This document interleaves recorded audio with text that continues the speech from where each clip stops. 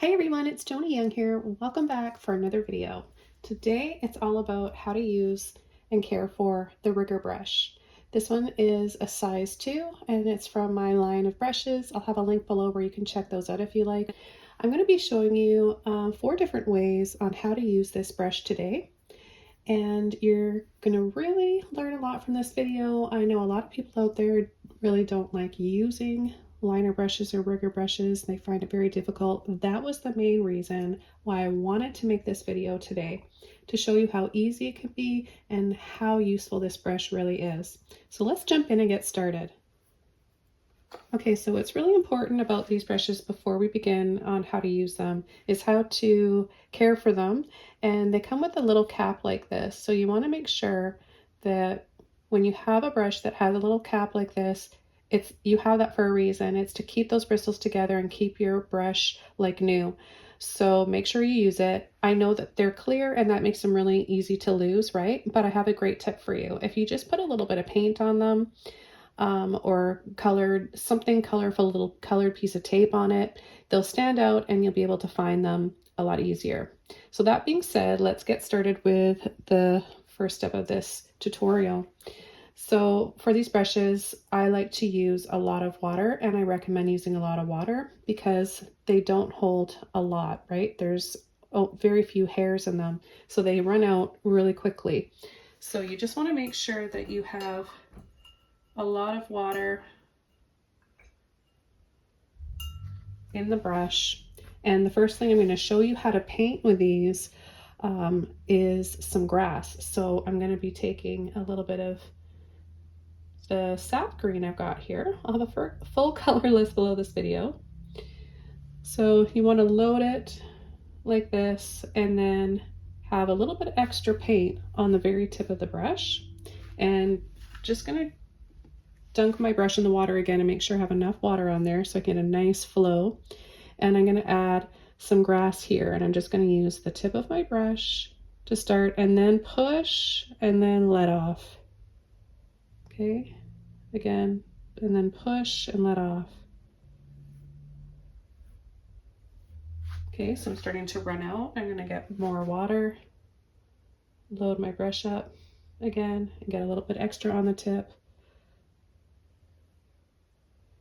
Now, the other way to paint grass with a rigger brush is from the top. So you can do the same thing, less pressure, barely touch the canvas, and then as you go down, push using the full width of the brush, and then let off as you get to the bottom. So let's just do that a few more times.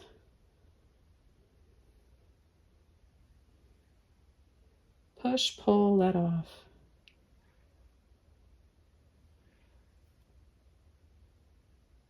And then I'm going to show you how to use this brush to add a highlight as well.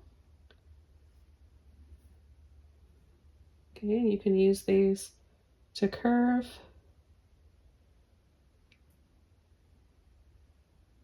They're very flexible.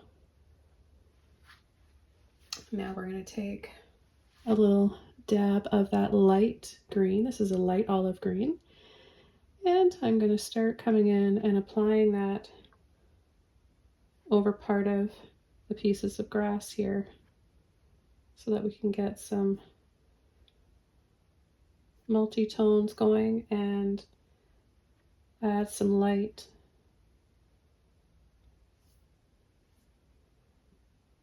You can apply this onto dry paint. So if the dark green is dry already, you can add this, or you can add it on to wet paint like I am here. Okay, then we can also use this brush for pulling lines like this. Say we've got a little pond area here, and we're just going to add some bits of green, either reflecting in the water or a little bit of moss at the base. Just pushing and pulling back and forth. I've got both greens on my brush for that, but you can just do one at a time if you want. And then if you want to make it look like really pretty reflections in the water, sometimes you get a little swirl going on, just use more of the tip of the brush, place it on the canvas, and create these little wiggly S shapes.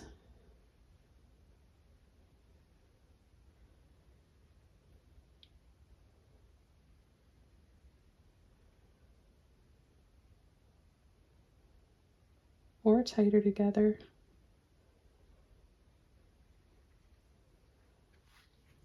Now you can also take, for a highlight and like a light blending, water and the light color you want to use, and we'll use the full body of the brush, a light little wiggle. Take a little bit more water and lightly blend that around. So a rigger brush isn't typically known as a brush for blending, but this shows you how you can if you don't have anything else. Okay, and then you can taper off and create some distance, making it narrower and smaller down there. Now let's add a little reflection in the water.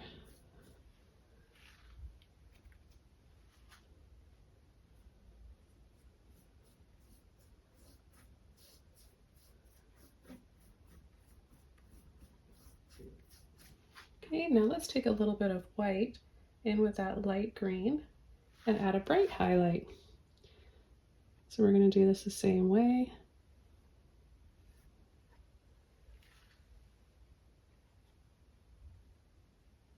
Water, light green, and a little bit of white on there. You can add that color down here in the water.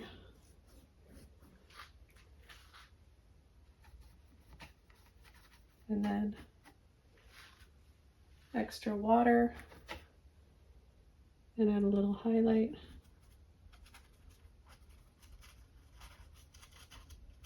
You want to be really gentle with these brushes because they are delicate and they don't have a lot of bristles in them.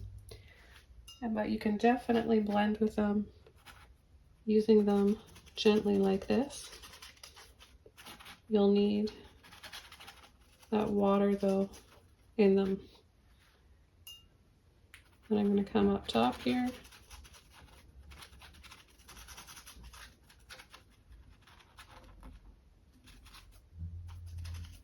Okay. I'm going to take a little bit more of the white and the green and add just skinny lines like this, and then have them get a little bit thicker here. We could add a few little blades of grass that taper off and get smaller and smaller.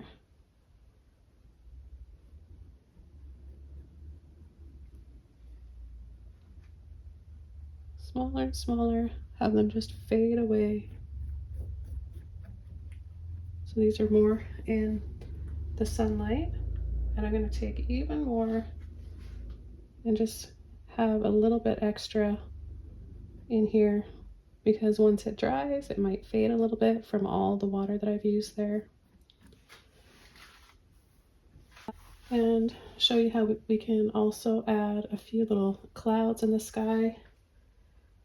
So you want to have some water in your brush, a little bit of white or whatever color you want your clouds to be. And then just gonna lightly pull and wiggle around. I'm gonna take a little bit more water, come up a little bit higher.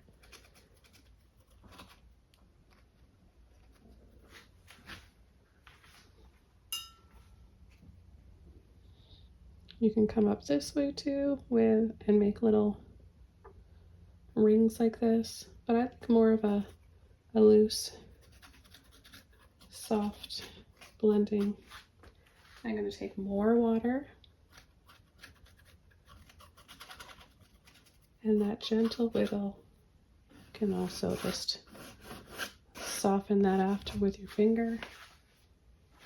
Okay, I'm going to add a few of those, and then a little bit extra white inside.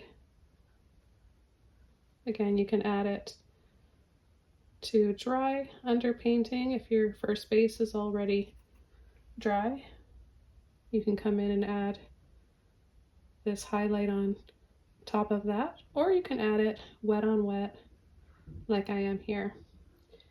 So I'm going to come down here and add a few little smaller ones and have them just start to taper off and get smaller and smaller. Then add some water in there just to blend that.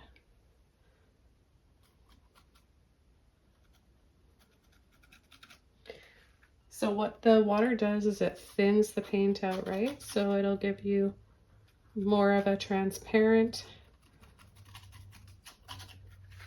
look to those clouds, and that will make them look a little more three-dimensional.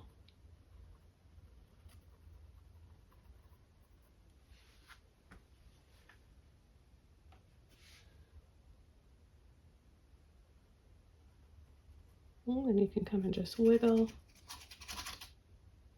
thin and small here, and then using more of the body of the brush up towards the top.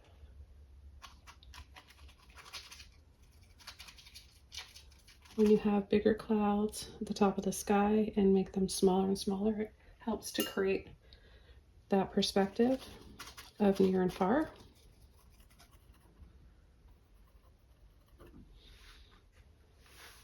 Okay, so we can add a little bit in the water as well. A little bit of soft white reflections here.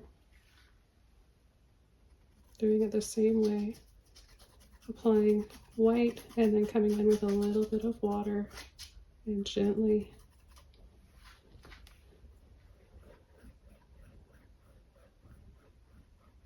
blending that out. So we can also use the rigger brush for painting stars and flowers. I'll show you. We'll paint a few little, let's paint some light pink stars, make this whimsical. And if you're curious about the background color, what I initially started my canvas with is just a mixture of the blue, purple, pink, and white, basically just like a light blue violet. So we're just going to use mainly the tip of the brush, and you can add a few stars up here. Just start with a little line,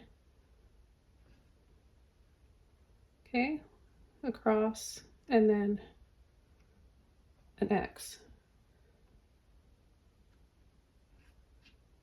And then make that a little smaller inside. And I always take a little bit of white with the tip of my brush and dab it in the center. You can make different sizes. I like using this brush for stars and snowflakes. And you can just, if you want to have little tiny stars that don't have the lines on them like this. Just gonna add a little bit more to this one. But see how delicate it is? That's why it makes really great stars. And you can just tap and dab with your finger after. You could use this also for a crescent moon. We'll say you could have a little crescent moon right, we'll keep it up here with the stars. Point of the brush, end of it, then curve, push, and then let off.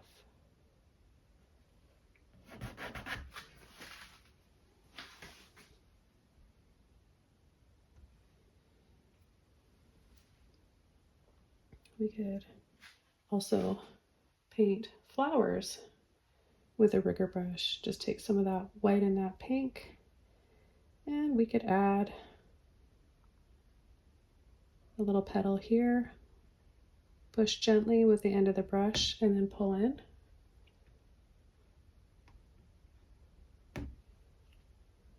Mix up a little bit more paint.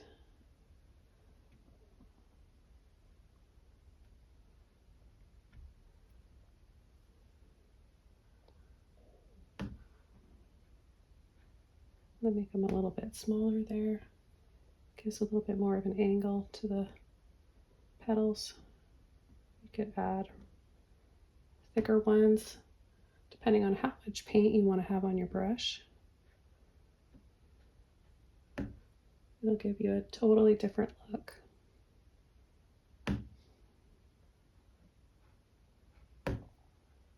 Okay, so just a little push with the end, and then pull in and let off.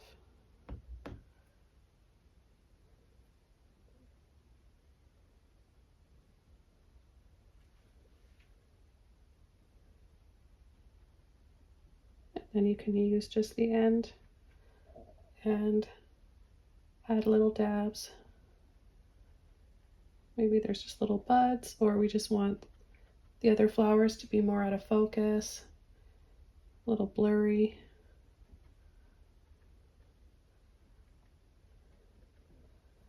And then add a little touch of this pretty pink in the water as well. I'm going to take a little bit of water.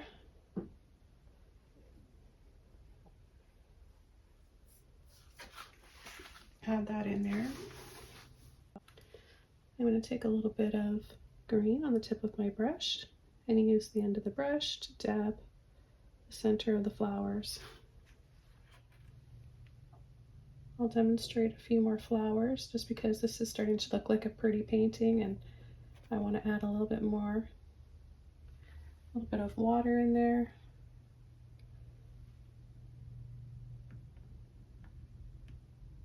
Push, pull in, tip, wiggle, pull in.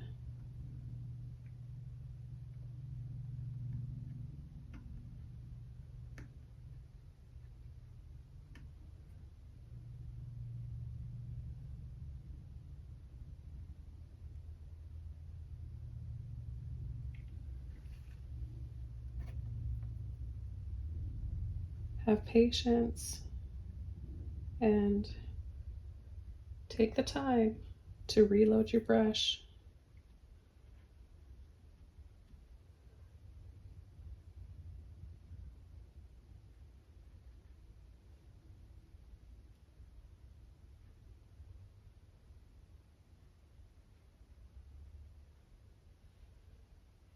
Take some green and dab the center there.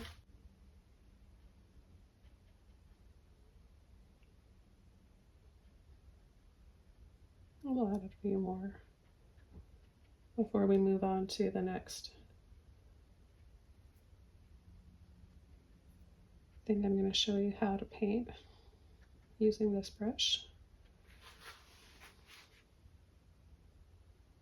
I like using brushes like this that make you take your time because it kind of forces you to calm. You have no choice but to calm and quiet your mind, slow down if you've had like a really busy day.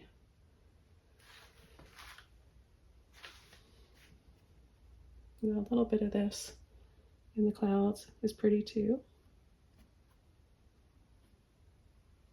So you can just layer over a light little pull, maybe even a little blend if you want.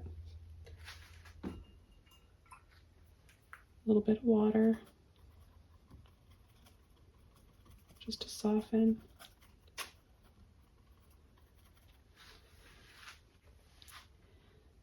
I'm going to take a little bit of the darker green and I'm going to come underneath that light green at the base here.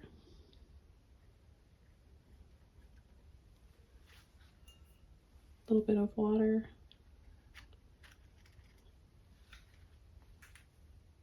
and lightly blend the two just by wiggling with the end of the brush.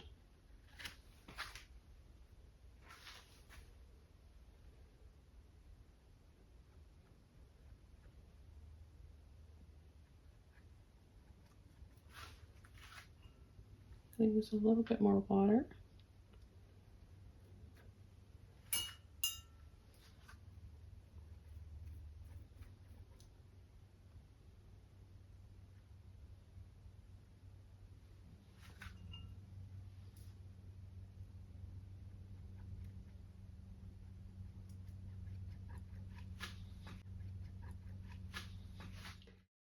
Okay, well, I hope you guys learned a lot today and enjoyed this video. Thanks so much for watching.